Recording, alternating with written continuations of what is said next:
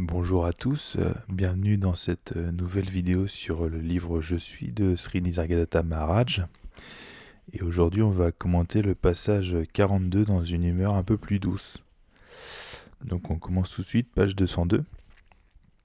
Maharaj nous dit tout ce qui implique continuité, série, passage d'un état à l'autre ne peut pas être réel.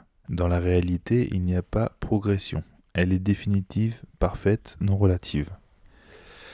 Donc là, ce que je voulais vous dire, c'est que effectivement, quand on réalise le soi, c'est totalement définitif.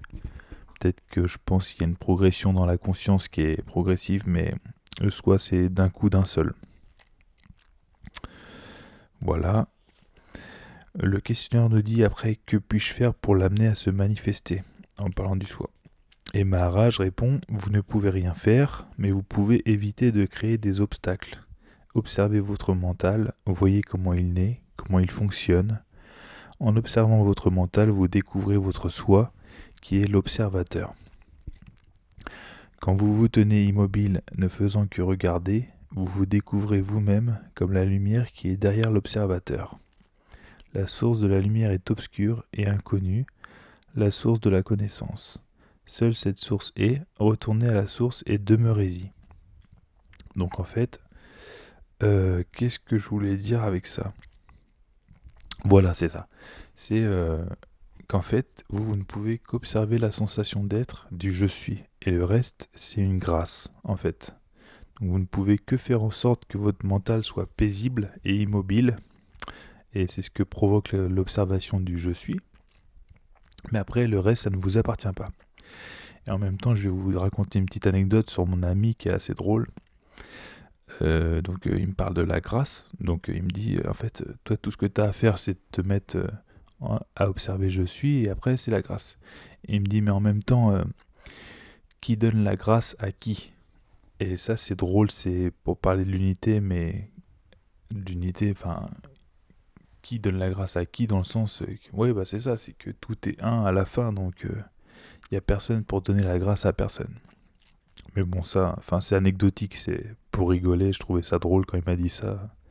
Ça rassure, et en même temps, je vous avoue qu'en tant que chercheur, ça rassure pas, mais c'est marrant.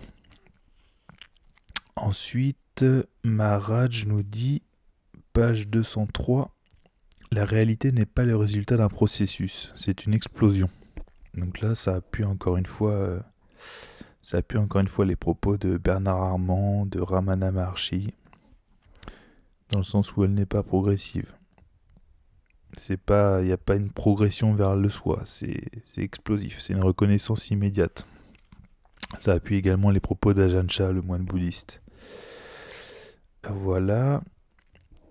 Donc là, je vais vous lire le passage juste après. C'est une explosion. Elle est totalement au-delà du mental, mais tout ce que vous pouvez faire, c'est de connaître à fond votre mental. Donc effectivement, il y a peut-être une progression à connaître à fond votre mental, la conscience, mais la réalité, elle est au-delà. Et ça sera une explosion. Non que votre mental vous aide, mais en connaissant votre mental, vous pourrez éviter qu'il vous rende incapable. Donc en fait, c'est vraiment surveiller le mental constamment, plus pour créer un terrain propice à cette découverte que pour progresser. Il faut que vous soyez vigilant ou votre mental vous jouera des tours. C'est comme de surveiller un voleur. Non que vous attendiez quoi que ce soit de lui, mais vous ne voulez pas être volé. Vous accordez de la même façon beaucoup d'attention à votre mental, sans rien attendre de lui. Voilà. Ensuite, Maharaj passe 204 nous dit, je vous rappelle à vous-même, tout ce que je vous demande, c'est de vous regarder, de regarder vers vous et en vous. Donc toujours la même chose. Ensuite, Maharaj nous dit, ne demandez pas comment cela arrive, contentez-vous de chercher en vous-même. Encore une fois, il n'y a pas à se poser de questions. Je voulais vous dire un truc. Voilà. Maharaj nous dit, votre personnalité se dissout et il ne reste que le témoin. Vous allez alors au-delà du témoin. En fait, le témoin, c'est quand vous faites un avec l'être-té, le sentiment je suis. Mais vous, vous êtes celui qui observe le témoin. Donc le témoin, pour qu'on soit clair, c'est être le je suis, c'est Ishvara, dans d'autres livres. Et vous, vous êtes l'observateur de ce témoin. Par exemple, après, il nous dit oubliez le connu, rappelez-vous que vous êtes le connaissant. Donc le connu, c'est vraiment tout ce qu'est la conscience. C'est absolument l'entièreté de tout ce que vous expérimentez, pensez, vivez, ressentez. Bah, vous n'êtes pas ça. Vous êtes ce qui connaît ça. Et ensuite, page 205, le questionnaire nous dit « Si je vous comprends bien, vous n'avez pas cultivé cet état. » Et Maharaj répond « Il n'y eut aucune venue, il en a été ainsi toujours.